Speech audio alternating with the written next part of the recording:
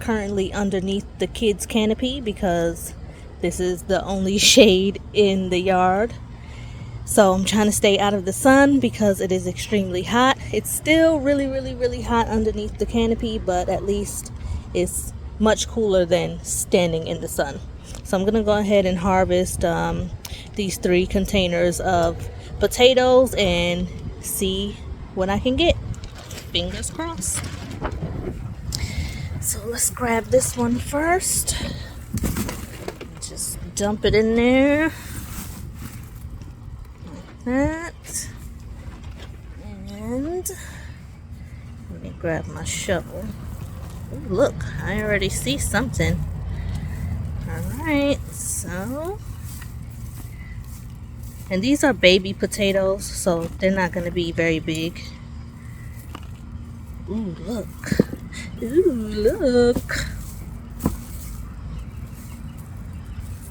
Alright, so I'm working with one hand right now because I didn't bring my tripod outside. So let me go ahead and separate these from the soil and I'll show you what I have. Okay, so like I said, these are baby potatoes. Baby potatoes. They're called yellow petite. And I wish I would have gotten a little more from that. And also, some of them are kind of soggy, and I noticed that the soil was still kind of damp, which is weird because I hadn't watered it in who knows how long, and we haven't gotten any rain, so that was a little strange. But I'm gonna get the second one and see what I get from this. Alright, so let's dump that out. This one is kind of wet on the bottom too, and these are red potatoes. I mean, something's better than nothing, but it's a little sad that some of that first container had some soggy. I mean, they're like gross. Okay, so this doesn't look like a red one, but I can see like a little red tinge, so maybe it just didn't get fully red, but that's a decent size. And some little ones. That one has a little bit of a red tinge to it. So let's see. This one too, I don't know if you can tell on camera, but that one does have a little bit of a red tinge, and I actually think it's kind of weird that, see, this one is bad. It's kind of weird that they're not all fully red. Now I'm wondering if I mixed them up. My kids did help me plant these, so maybe they tossed in some of the other potatoes. See, that's soggy. That is like really soggy, and no, that is not the seed potato. And that, ugh, that's so gross. Gross. That's soggy too. Little itty bitty ones that could have continued growing.